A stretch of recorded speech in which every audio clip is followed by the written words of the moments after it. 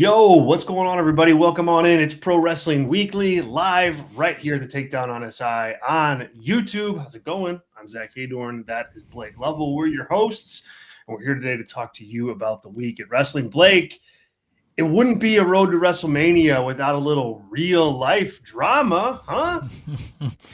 Real-life drama, twists and turns. What more could you ask for this time of year? It's... I mean, in fairness to them, I guess, hey, everybody said the road to WrestleMania felt a little lacking. Well, unlike a little backstage drama to get you going. I mean, honestly, we could apply that to the Rhea Ripley Jade Cargill scenario. Sounds like there maybe even some of that to the WWE title picture. Like, there's just all kinds of stuff going on right now.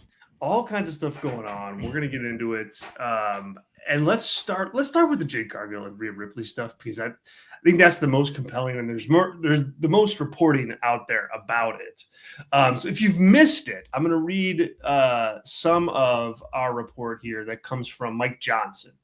And Mike Johnson says here, the online back and forth between Rhea Ripley and Jade Cargill wasn't devised by creative. A number of sources placed blame directly on Cargill. One source went so far as to say Cargill has rubbed several WWE women the wrong way. And the back and forth with Ripley allowed them to step in and voice their opinions on the matter. So what we're talking about here is a spat on social media. Jade Cargill, and jump in, Blake, if I'm missing details here, but Jade Cargill basically broke the fourth wall on social media and called out Rhea Ripley for being in creative too much or pitching creative too much, and called her the second option for the WrestleMania match that they now have at WrestleMania 42. The report here continues on and says the same source revealed that this isn't the first time Cargill has upset others, and she was allowed to spend time in the Performance Center so that women on the main roster and their issues could cool down. So basically, what we have here is if you were to like just paint this picture as nice as you can, it's Jade Cargill maybe went a little too far posting on social media to try to drum up some real life, some real life drama between the two ahead of their match. At worst, it's Jade Cargill going into business for herself and burying her WrestleMania opponent, and that's not good either. So this is interesting. I want to ask you first, what do you make of the dust up? Like, is this to you just Jade a little green in terms of how to handle her politics ahead of WrestleMania, or is this dang, like, all right, Jade? Shots fired, I guess. Like, this is the era we're in where I feel like when you're trying to use these avenues like social media to promote matches and to use that as part of the story, like, you've got to know that this is going to happen. Like, you're going to have stuff like this where, again, and I think that's where, and we always kind of make the joke about WWE and Real, but like, you see how calculated everything is and like just how to the tiniest detail everything is going to be this or we're going to do this, and it's like, and that's where, again, like, as we're watching this play out, we're like, surely they're not just like out here just throwing haymakers at each other, right? Like, just without any sort of direction. But I think when you see like the part where it's like it kind of started off as, here we want you to work up something that's going to, get people talking or whatever it was, like whatever their thinking is. That to me is where I go back to and I'm like, why? Like, why is that necessary? Like, why do you need two people who look like Rhea Ripley and Jade Cargill, two of the most impressive physical specimens in the business right now, and we have to use all of this to somehow get people excited for a match? So yes, like, am I surprised that if that was the initial thought, that it went this route? Somebody says something that gets a little bit too far down the road, and yes, maybe that is where the Jade inexperience comes in. Like, we can't be surprised that it would go this route, and I'm just like, that's what they're trying to do. And now, unfortunately, as Sean says, we all know this is going to be a WWE and Real thing, and we're going to get all different sides, and you're never going to get 100% the truth. You're only going to get what they want you to know.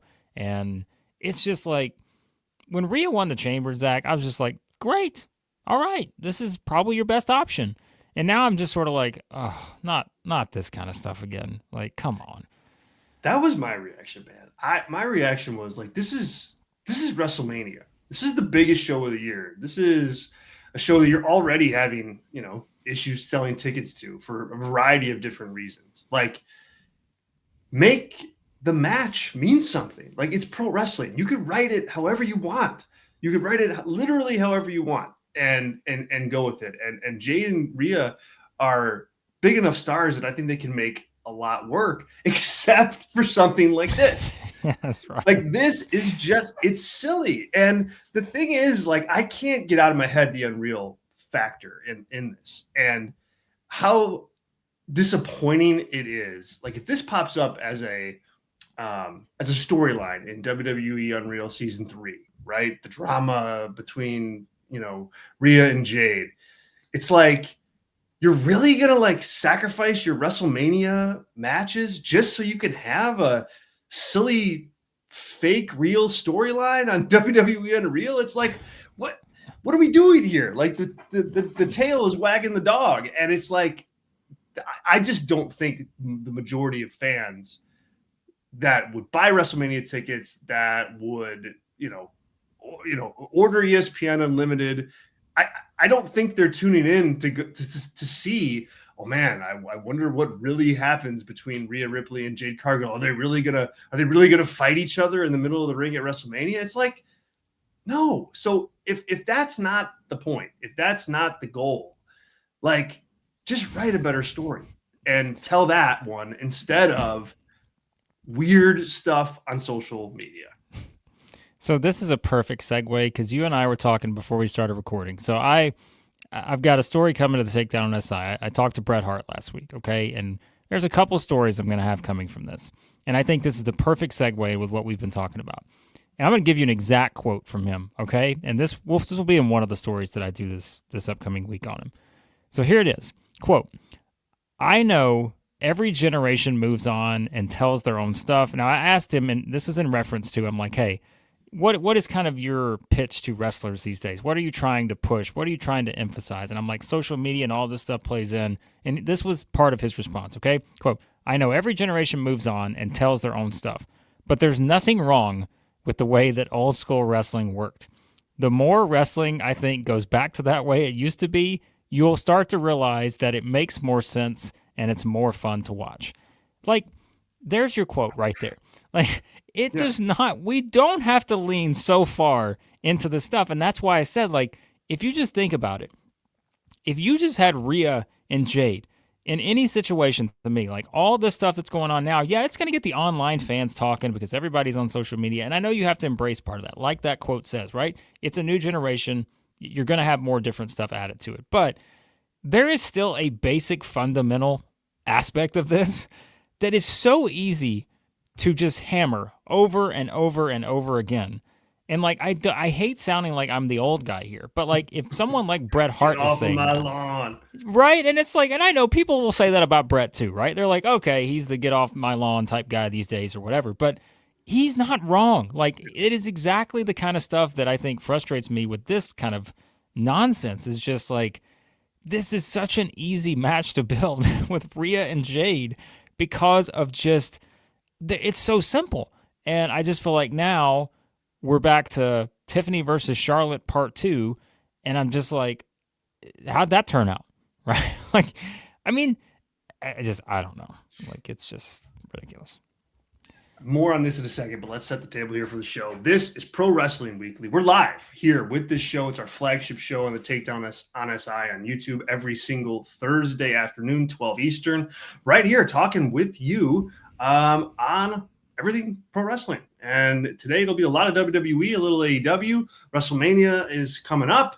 We got Revolution coming up. It's going to be a busy next few weeks here on the show. If you haven't subscribed to our channel here, make sure you do. Hit the subscribe button. We've got all sorts of content that hits all throughout the week, including interviews with the biggest stars in the industry, including Bret Hart, as Blake mentioned. That'll drop a little bit later. I've got an interview with Blake Monroe that'll drop ahead of Vengeance Day, which it was a really cool conversation that I'm looking forward to you guys checking out. So subscribe so you don't miss anything. Just right now, just hit the subscribe button, turn on your notifications so you know when something new drops, and that way you don't miss anything. If you are in the live chat today, thank you. It's open. Sean's in there. Atlasphere's in there already debating the Rhea Ripley and Jade Cargill stuff. If you want to send us a super chat and make sure your comments are read on the show, you can. I've got those open. You can do that. Anything any little bit in the tip jar helps us out. So we thank you in advance for that. The other issue that I have with this, and maybe whatever, maybe shame on me. Maybe I am the old guy. Get off my lawn. But I don't buy it. Like, I just don't buy that. I buy that they were like, hey, go turn up some drama on social media, and I get that maybe Jade Cargill had some heat. It's not like I'm not ignoring the reporting that Mike did on this and that others did on this. Wade, says there's some real heat, backstage with Rhea Ripley and Jade Cargill and others. I believe that. What I don't believe is that the result of that heat is just these crazy text messages going back and forth. Like, that is where I draw the line. So because of that, the stuff that's being said doesn't land as well as it probably should. It's like, all right, so Rhea responded with and said that they're not friends and she's upset and don't break the fourth wall with me. Like, okay. But I mean, I can't get past the fact that I'm pretty sure that was a planned response, or at least a coordinated response after the fact. So heat, fine. I'll take that. WWE is such a well-oiled machine. There's a lot of people backstage that have access to accounts to do posting, and there's writers, and you see it on WWE Unreal. It's like, I don't think Jade Cargill is at the airport just firing off Scud missile, social media tweets. And so for that reason, I don't buy it. I don't buy it. No, and that's the thing is like I said, everything they do is so calculated, and again, they overthink things. I think just as much as they do anything else. And I feel like this is one of those where you completely overthink how much this actually matters to people, other than getting people riled up, for whatever. Like, again, it's like, okay, we're talking about this on Thursday. Is this really a big part of the news cycle today? No. People are just like, okay, whatever. We'll get to see them on Friday. Ooh, let's see what happens. And okay, great. But it's not something that's just going to keep holding day after day after day. Eventually it's just like, oh yeah, remember last week when these two were doing this? Well, who cares? What a waste of time. Everything's fine now. We know we just saw them in the ring together. They didn't beat each other up. They didn't. One of them didn't get fired. It's like, okay, everything's fine. They just work together. It's okay. All right. So, I mean, it's just, I think that kind of stuff, like I said, I feel like they try to, and we know what's going to happen too. That's my thing, is I feel like they're going to lean so far into this, starting with SmackDown on Friday, that I'm just like, I hope they don't keep going this direction. I hope everything they do now is contained to just what happens on the show. But my worry is that that's not going to be the case, and that they're actually going to lean into this and do more of this kind of stuff. But I will withhold judgment until I see if that actually happens. Sean says here, just tell good stories. They've done so many great ones, and this one could have been another. The match will be interesting, but it was overthought. We've got Atlasphere also chiming in on this and says, if it's a work, it's a stupid work. It's well outside the fourth wall to imply that Rhea is politicking her way into this match. That's another issue that I have with this. And I'm going to apply this to our next topic, which is Roman Reigns and CM Punk. But I just don't know that you want to be, out there with the stars of the match talking about how it's all decided elsewhere. The reason people like to watch wrestling is because they want to invest. They want to invest. They want to buy what you're selling. They want to get interested in the babyface. They want to boo the heel.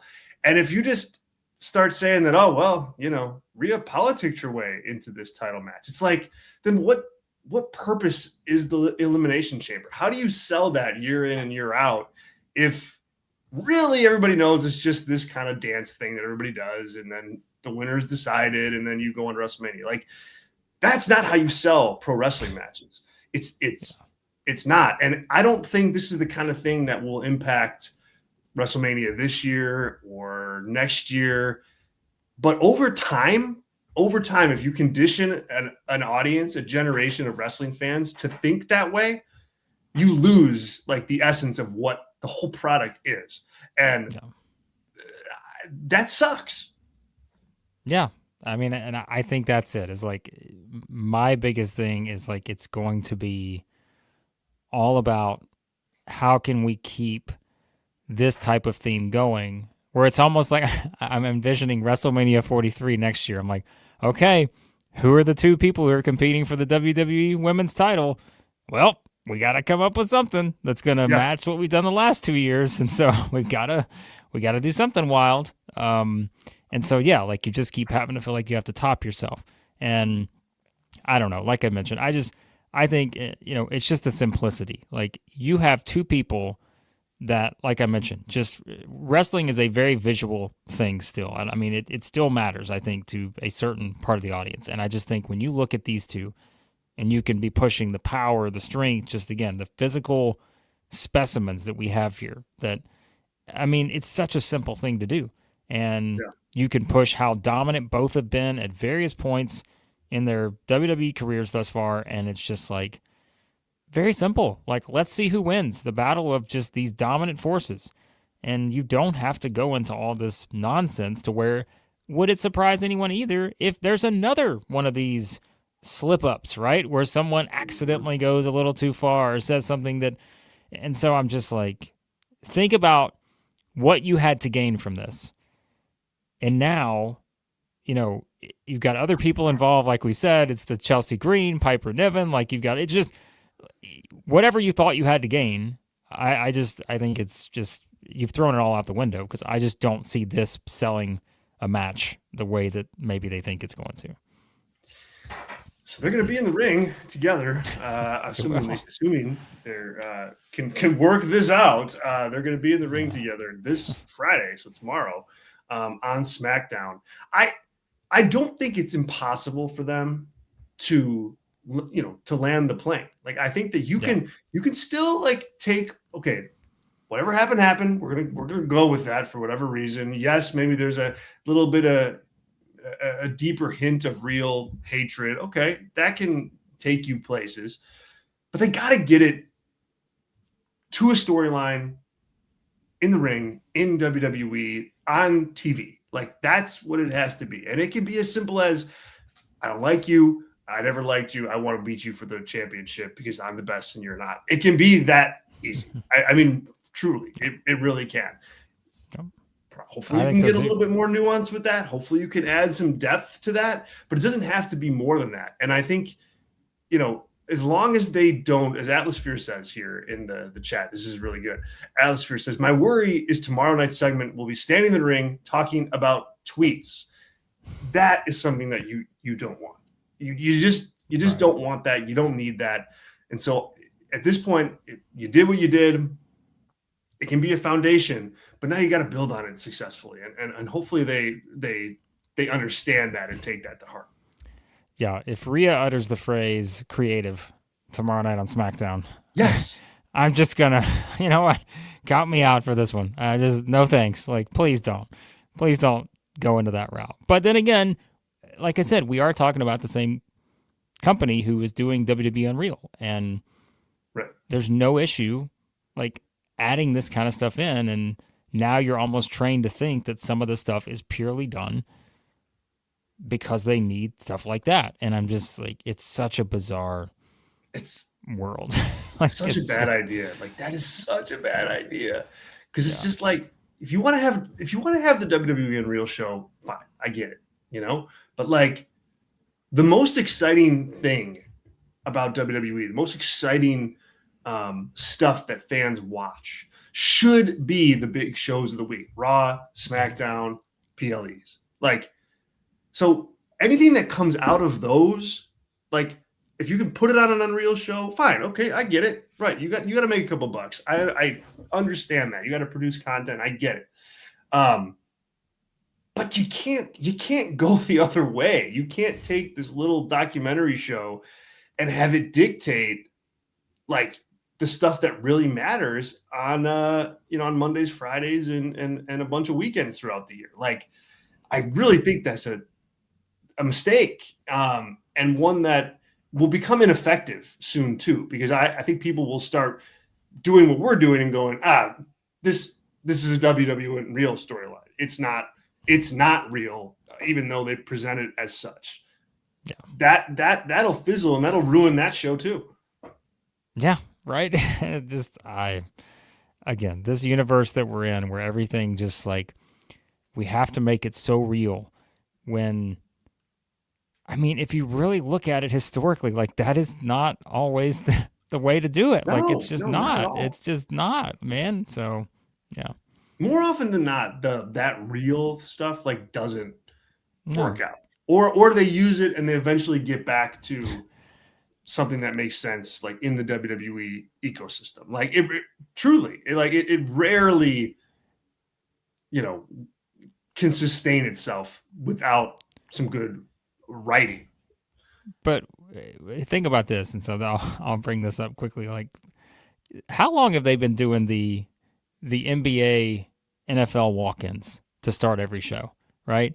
Yeah. They've been doing that for a couple of years now. And I just think about it every time. I'm like, what has this accomplished other than like the need that we want to feel real? We want this to feel like, what do I gain as the viewer from seeing the realistic whoever walk into the building? Like, I don't know. Like, that's, again, another one of these things where I feel like it's like we're so set on making sure that we're not fake, we're real, like, right, we're whatever. Like, it's just it's the little stuff like that adds up. And then again, you get stuff like this and you just combine them all together, and I'm like, just stop trying to not be professional wrestling. Like, just try to lean into the stuff that works. And they do a good job with some of it, and some of it in this era, again, they just overthink it, I think. So this drama aside, Rhea Ripley won the Elimination Chamber. They're doing this singles match with Ripley and Cargill at WrestleMania.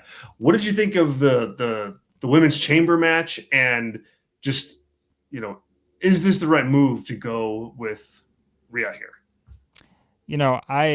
That's why I said when we did our prediction show, I was just thinking of the possibilities, and I'm like, the reason they had set that tag team match up, I can't imagine it's for any other reason than to know that Rhea versus Jade is the biggest match you can do. And kind of my argument was that I just did not see the appeal in Tiffany Stratton versus Jade, or Tiffany Stratton versus Jade versus anyone else. Mm-hmm. I just didn't think that was... I just didn't see that much of an appeal, and the reason why is you can kind of tell they're dragging this Charlotte and Alexa thing, I think, further, and I feel like the post WrestleMania thing is going to be where you start to see those two go sideways, and so I think from that standpoint, like, they're just, for me, there was no other option, and I think it's also, and I'm sure we'll talk about this, I think I don't even call it panic, maybe there is some panic, but I think you've seen a clear shift over the past several weeks to them being like, like, this card right now is not going in a good direction. And that's why I kind of made the joke when we did our predictions thing with Rick here on the channel. I was like, to me, I feel like it's the same. Triple H, case of emergency, break glass, and it's Rhea Ripley and Cody Rhodes. That is your in case of emergencies. And I thought that's where they were going, because, again, I think the biggest one-on-one match they could do without Bianca was going to be Rhea versus Jade. I thought it was bigger than Charlotte versus Jade. And when Charlotte wasn't in the chamber, I'm like, that's the only option you got. And now that we also maybe think they're going to go in a different direction for the men's title match, I mean, I think it's the right call, because, I feel like they have enough tag teams on the women's side to be able to still sustain that match, even though, yes, having Rhea and Io involved, would make it a bigger one. But when I think about, like, all due respect, like, I don't, if Rhea and Io are going to lose, I don't know that you want them losing to the Bellas or, or anyone like that. Like, I think you've kind of established their dominance as a team, and this kind of got you out of there by having them lose to kind of the dominant force in Lash and Nia. And so I thought they actually connected it pretty well, all things considered. I did too. I liked the match. I liked the match a lot. That was a good match. And yeah, like when you were watching it and you're going, okay, like it's got to be Rhea. Like there's just no other. To your point, there's no other options. I think the question that I raised going in was like, okay, if you're gonna do a big tag team match, you're just gonna ditch Rhea and Io, and they did. So Rhea is kind of Io's kind of the odd woman out. In terms of that, she now doesn't have a clear path to something significant at WrestleMania like Rhea does. But I think you needed this match on the show. Like, I mean, for real. Like, yeah, they could have. They didn't need all the drama. We just talked about that. But now you start looking at the WrestleMania card and you start piecing it together. And I don't know. Like, I think it's kind of in just a weekend. For me, it's turned into like oh God, what is this going to be like in Vegas? Okay, there's some potential here. I mean, you've got Roman and Punk. We know that's going to be a match. We know Rhea Ripley and Jade Cargill. That's going to be a match. Liv Morgan against Stephanie Vaquer. That's going to be an interesting match. It looks like Finn Balor and Dominic Mysterio are headed for some kind of clash. That could be interesting. Cody against Randy Orton for the WWE Championship is on the table. Like, you start adding up those things, you're like, okay, hey, like this doesn't look half bad, or at least it looks like it could be like a sneaky good WrestleMania. So I think it's taken a turn for the better because of the main booking decisions at Elimination Chamber. It's almost like they've embraced the past of getting away from all these 3-way, 4-way, because we're going to be lazy and we just got to throw people on the card. And there's another one, like this will be in a separate story I have on the Brett thing because it's kind of a different theme, but he goes on a complete rant about just a triple. I mean, come on, that's a surprise. But I mean, he's talking about like, triple threats and multi-man matches. And he's just like, you're starting shows with that and you're doing it. And it's just like, and again, I know some of that's just, it's a different generation, but at the same time, think about the card you just mentioned and the projected card we have and how much better that is on paper when you just have one person taking on the other person. And yes, you'll still have the tag team gauntlet and all that kind of stuff, and that's fine. But when you have a tag team gauntlet and then you have a 3-way and then you have a 4-way and then you have a 6-person ladder match, like that's where it adds up. You don't like, that's where it's just like, okay, everything's just, like that. But when all these one-on-one matches, what do they all have in common? All these people have personal issues with one another. And again, it's the basics. It's the fundamentals. Like, I don't care if I sound old. Like, it works, and it's always worked. And so I think, like I mentioned, you've seen a clear shift, I feel like, in their thinking, whereas almost going into the Rumble, you're projecting all this, and you're like, oh, yeah, like Cody versus Drew versus Jacob, like you just keep going down the line, right? You can see the 3-way or 4-way in the women's scenario, and you kept going. And now I think it's kind of something where every one of these one-on-one type matches has an appeal to it. And I think, from the Io standpoint, this is where, again, I'll add this one in. I still think if you're looking at her best path, Io versus Julia is the best move here. And that's another one where I think you can just simply say we've got two great wrestlers. We know that we've kind of failed on the Julia front, but put her in there with Io, and you're going to get a great match. And this can be the opportunity to have kind of that breakthrough in front of your biggest crowd of the year. And so if you're adding that one to the card, like all of a sudden, like, I mean, that's a great card. And I think that's kind of where we are at this point. So let's see how it plays out. But I think they've done a much better job for the WrestleMania card with that. Zach in the chat goes, other Zach, Rhea versus Jade barely qualifies as a match. It's going to be Rhea dragging Jade to something watchable. I mean, look, obviously that match is not going to be the second coming of Will Ospreay against Kenny Omega, right? I mean, like, obviously, but it doesn't mean it can't be a good match on a WrestleMania. And like, yeah, like here's the thing, like as long as Zach, I don't get the being upset about the fact that Rhea has to drag Jade to something watchable. Like if she can and it's watchable and it's good, then that's great. Then they're good dance partners and they had a good match. It doesn't matter how they get there. I think those two have potential to pull off something.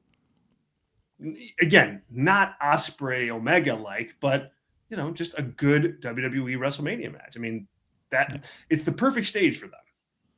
Well, and that's why I think that's why I'm so frustrated, is because I'm like, you can really just keep it simple with those two. You don't need to add all the flash and the pizzazz around it. Like, you can just keep it very simple.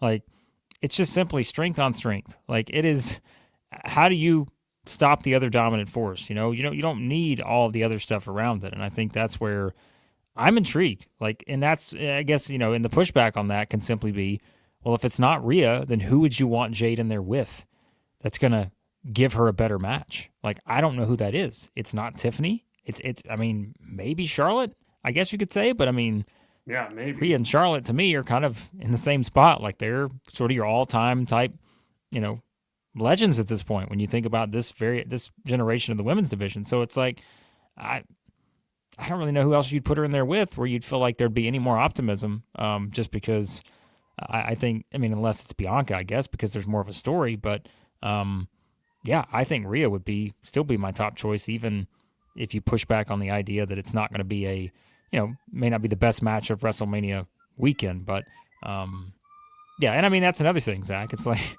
Zach's like, hey, I wouldn't have Jade on the card, but that's just me. Well, that's the thing, is you can't really get around that, right? You have to put her on there because she's the champ. Be on so, yeah. And yeah, that's a bigger discussion. But we got a pretty big match on Friday night, and one that I think is worth. If you don't watch SmackDown regularly for whatever reason, like, it's probably worth checking out. Zach asking here, how would Cody be defending the title against Randy when Drew's the champ? Well, Friday. Drew is going to defend that news. Yeah, he's going to defend the title. Wade Barrett line. There you go. Yeah. He's going to defend the title against Cody. Is that like, okay? My first thought when they did the angle at Elimination Chamber is, well, there you go. That's how you get the 3-way, or that's how you get the 4-way, or that's how you get the 5-way. Like, this is how, some type of shenanigan finish or something to that end. Is that, like, where do you think they're going with this? Is that where they're going, or are you buying some of the reporting this week that's come out from Fightful and other sources that they're going to do Randy and Cody at WrestleMania, and so Cody's going to win? So I wrote this article for the Takedown on SI earlier this week, before the reporting came out. So the day before I write this article, I'm like, all right, here are 3 possible finishes for this match on Friday. All right. As I'm writing this, Zach, I'm going into this thinking, all right, I'm going to put one scenario in there that involves Cody winning. Okay. I'll just throw one in there because, I don't think it's going to happen, but I'll just at least throw it in there. By the time I finished writing this thing, all 3 scenarios had Cody winning. And I'm just like, the more I thought through this, I'm just thinking, you know what? Every possible thing that I look at here, and I think about how they think, it involves Cody winning this match. And that, honestly, like, I went deep into this thing. Like, I was thinking of every possible outside scenario, Jacob Fatu, like Sami Zayn, maybe Randy Orton accidentally does something, like all this kind of stuff.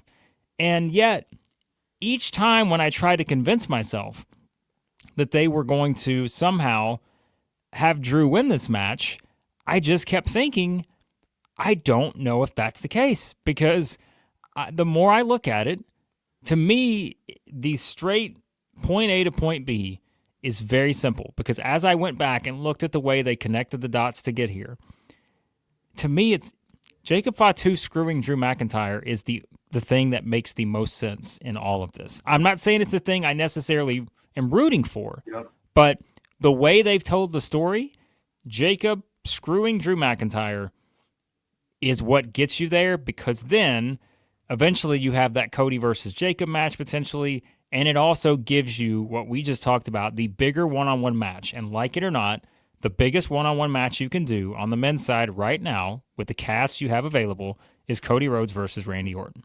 And I don't think there's a close second. It's not Cody versus Jacob. It's not Cody versus Drew. It's not Randy versus Drew. It's Cody versus Randy. That is the biggest match you can do.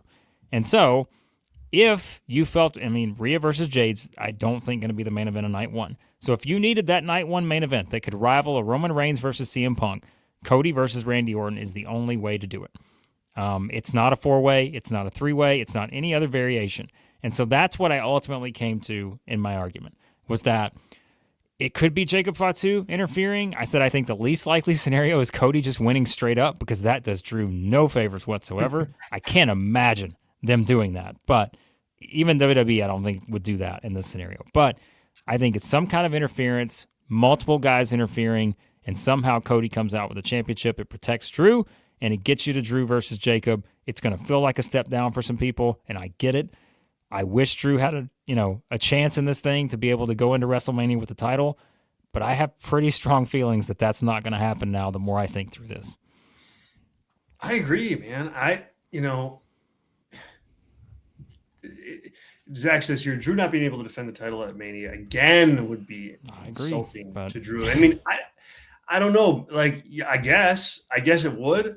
But your job at WrestleMania is to put on the best card that you can and put on the biggest matches that you can and make sure that the biggest stars that you have are in the biggest matches that you have. And, to me, Cody Rhodes being tucked away in a 4-way or a 5-way, it's like, I don't think that's good business for the show. And so Cody against Randy, that's the way I would go. And I don't think that's a sexy option, because it's Cody and Randy. Like, they can't have a great match. They can have an okay match. They can have a solid WWE style WrestleMania match. I get that too.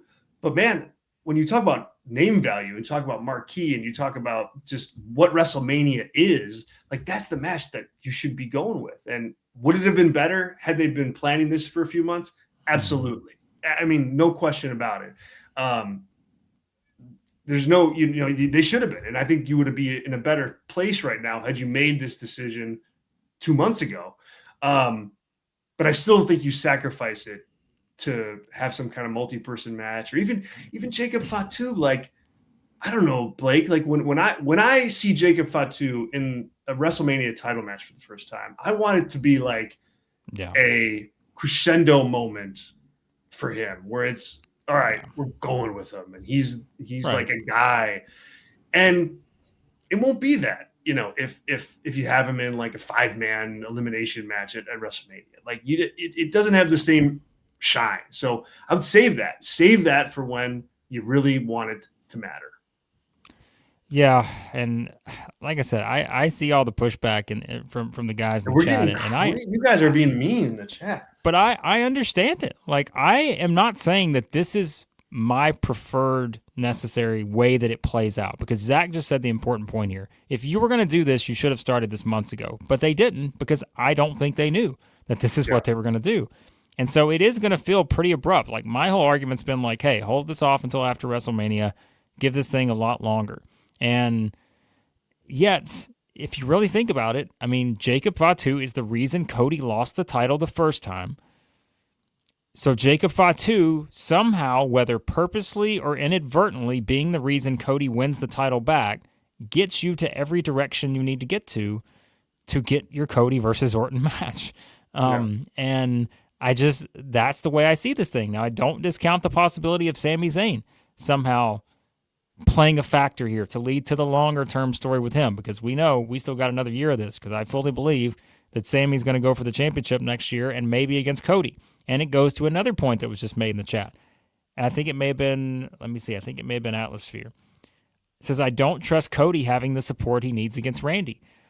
I agree. Big problem. But they have leaned into this. If you think about it, every time so far, they have not had a big problem leaning into Cody getting booed.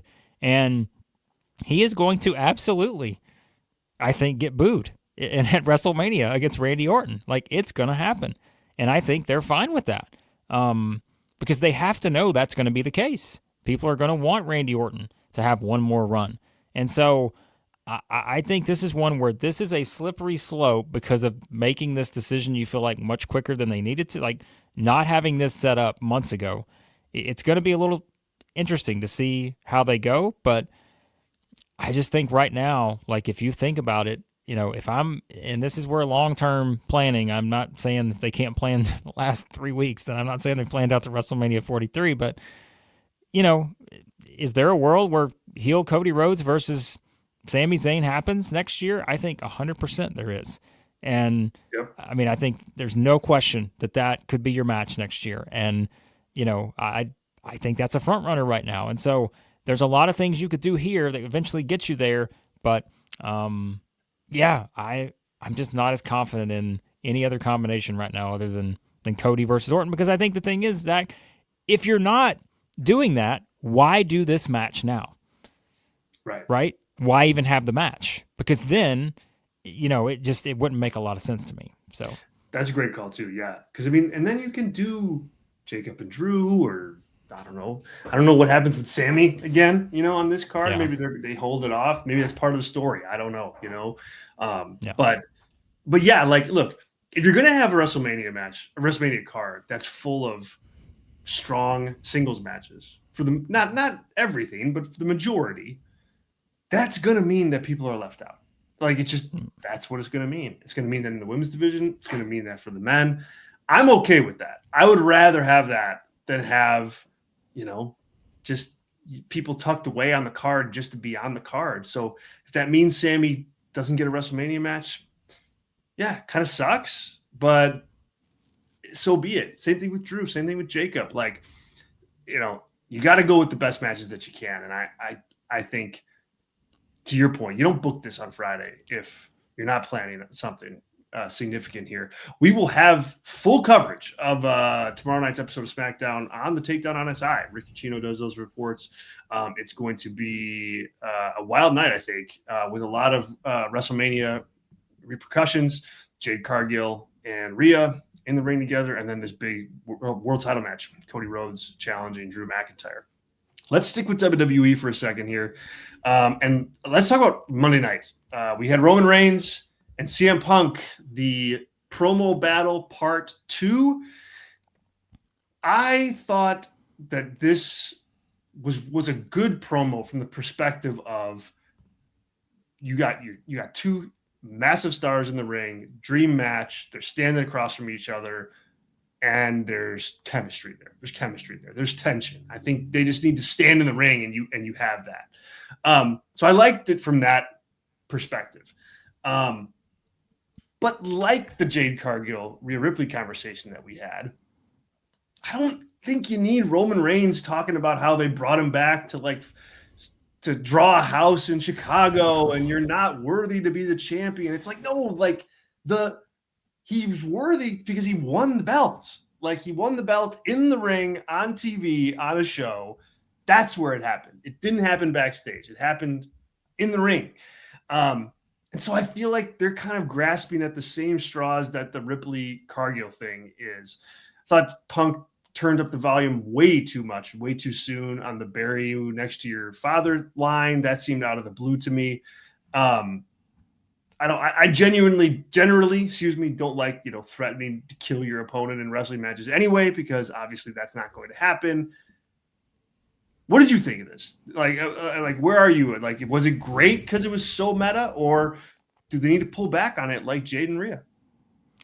Yeah, I think someone just said in the chat, it's almost feels like they've just got a lot of time to get to where they're going to go. And you're thinking, that almost felt like, hey, is the match this weekend? Like, are we about to have this WrestleMania match this weekend? Because it did feel like that was very abrupt. And I think this is where, again, what is your confidence level in them following up from this? And I think that, because it could be very hit or miss. And I know, you've already seen everybody's like, well, he's got to bring up Larry the Dog. Of course. And I'm like, please if Roman Reigns, like, it's just, I think that's where we're getting to, right? That's And where we're so going, man. We are. It sucks. it's just like, hang on a second, is anyone going to like either one of these guys coming out of it? And I think that's kind of, you're staying true to their character, right? Like, these are two guys who have proven that they can be pretty, manipulative when it comes to what they're trying to accomplish. And I think the story here is that CM Punk is trying to get under Roman Reigns' skin. That was the whole part of the promo, was like, he's trying to make Roman Reigns emotional. And he's trying to kind of bring out that a little bit to where he's going to get angry and frustrated. And then he has a misstep, and that allows Punk to win. I get the story that they're trying to tell. But it's also your WrestleMania Night 2 main event. And this is the biggest thing on the show. This is what's selling WrestleMania. And if you start to get into a battle of dead relatives or, Pets. family members, pets, like that's a direction choice there, when there's plenty of history that doesn't necessarily require that.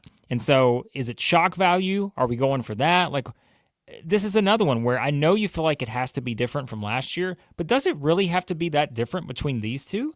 When look at their past years and look at kind of what's happened in the past year for both of them, CM Punk has all of a sudden got back to the top. Roman Reigns lost, multiple matches to Bronson Reed, and yes, he came back and won the Rumble, but he's doing it because he's trying to get that championship back that's eluded him since that fateful night at WrestleMania 40. Like, you don't need all this other stuff, but I am curious, at least. I mean, because they went there this early, I'm curious to see what they do next. I just hope it's not as simple as, here comes Roman, just to talk about Larry. Like, there's no reason. Like, please don't do that.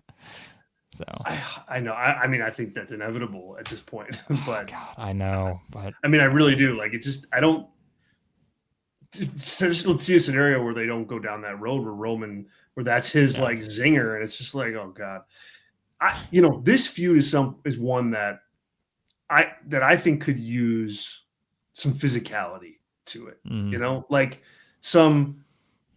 where there's a portion of it where Roman reminds Punk just how in a different league he is, with not like a crazy heel beatdown or anything like that, but Superman punch here or there, or a spear, just to remind, just to add a little bit of that sizzle to it, I think could help. That way it's not just wars of words. Because I mean, they got 6 weeks until WrestleMania. You can't do this 5 more times. I don't think so. I would add some physicality into it. Are you getting a sense of where they might go as far as a finish with this so far? Like, I think they drew up the promos to be 1-1, one for Punk, one for Roman. You can argue whether they accomplished that or not, but based on how they were written, Roman had the storm off last time, Punk did this time. The big line was his. It seemed to me that they are now 1-1 in terms of the writers' eyes. So I have not been able to get a read on where I think this is going yet from a booking perspective. That's the thing, is like, what is your ultimate end game here? Because I think about that, and I'm just like, if we're getting far ahead and we're figuring out how this like actual plays out at WrestleMania, and again, I think this is where somebody has to win and somebody has to lose, and when you're exchanging these kind of shots, like, it's sort of like, man, what happens when the loser like walks out of WrestleMania, and like, you've gone to these depths, like you've gone to this level of kind of what's your response then, and how do you kind of play that up? I think Roman's going to win, not to give everything, like, I think Roman's going to win the title. So I'm just thinking, like, how do you get there that supports that idea that Roman becomes the champion? Is it simply where, again, he's willing to go to these depths now? Like, because Punk has brought that out of him, and maybe like that's eventually the wink wink, like, man, Punk lost the title, but I got you, like, Roman, I brought out the best in you, like, that kind of stuff. Like, I brought out the actual tribal chief, the guy who basically proved that he'd be willing to do anything over the past 4 or 5 years to get what he wants. Like, is that what we're trying to bring out? Because to me, that's the better version than just the Roman who comes out smiling and all this. Like, give me that guy. Like, just because it worked. And we saw, for years that it worked. And so I don't know. Like, I don't have a great sense of where exactly they're headed in the short term with all this. And that's where, like you mentioned, like you have to do something different eventually. And is that some sort of physicality? Is that just, I don't know. So it's a lot to consider. We'll have it all for you here, guys, just in the build-up. Takedown on SI right here on YouTube, on our website. We have all sorts of different news stories up today, actually, about Penta winning the IC title and being injured. Trish Stratus talks about her potential return to pro wrestling up on there, and a brand new interview with Persephone. SP3 interviewed Persephone and talked about her upcoming match tomorrow against Mercedes Moné in CMLL. So that's a really good interview. Hopefully you guys check that out. One AEW topic, and then we're going to go into our Name That Main Event segment, and then we'll wrap up.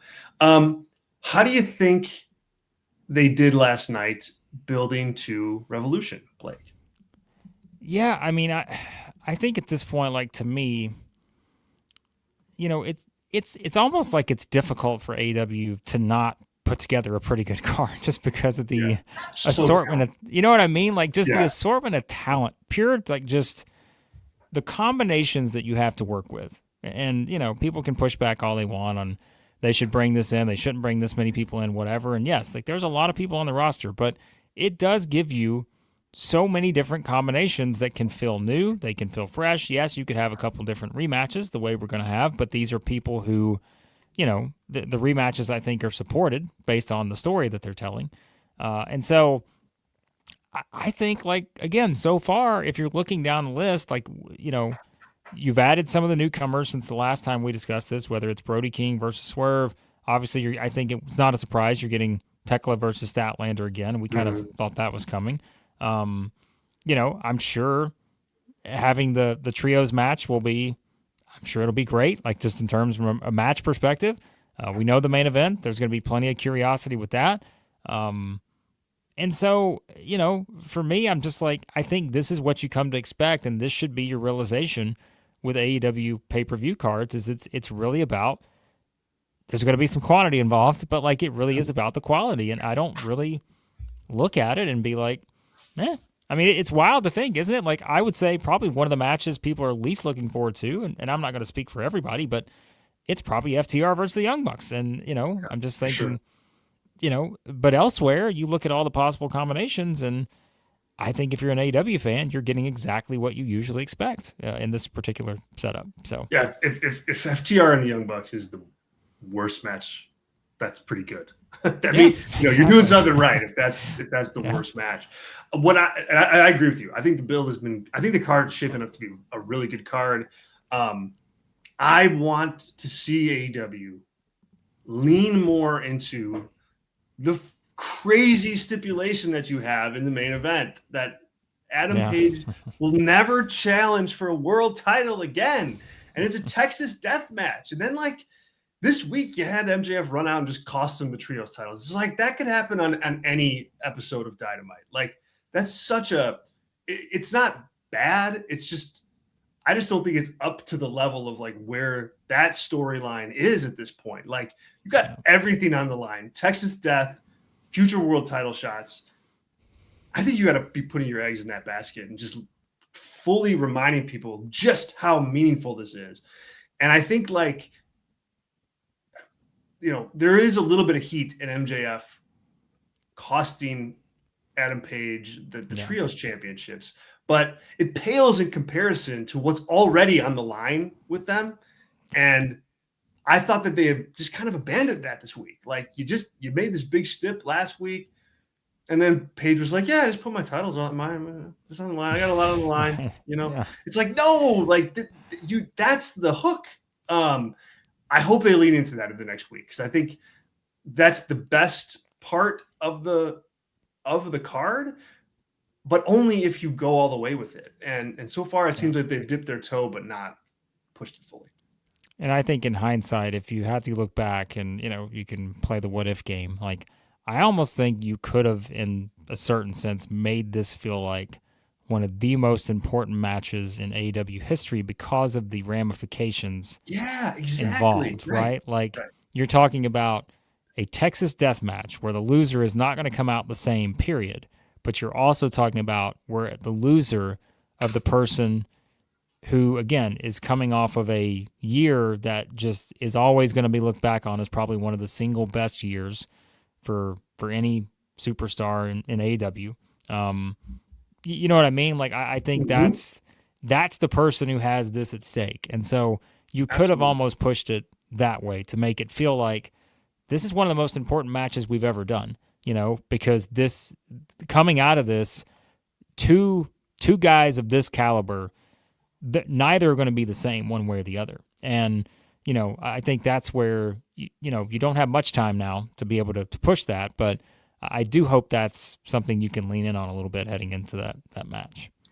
You got the promo guys to do it. I mean, you definitely have the promo Yeah. guys to do it. MJF, I think, can turn that quickly, with some time on the microphone. Same thing with Paige. But I mean, there's so much meat on the bone here. You could have Paige doubting himself and MJF overconfident, and MJF reminding people that he's been in bloody battles with the best too. I mean, there's a lot of meat on the bone, and I thought they kind of just went the easy way. Oh, we'll just have him cost them the title. It's like, all right, Yeah, it was fine. It's fine, but we'll see. We'll see where they go. They got a week left, luckily. And next week, obviously, is going to be a really big AW Pro Wrestling Weekly with Revolution.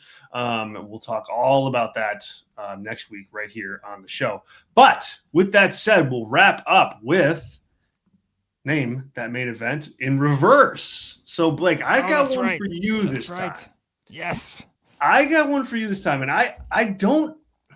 I'm curious as to like whether this is going to be triggering for like, oh, I know exactly what that is, or if it's going to be what that happened, and I'm not quite sure where it's at. But this was the main event.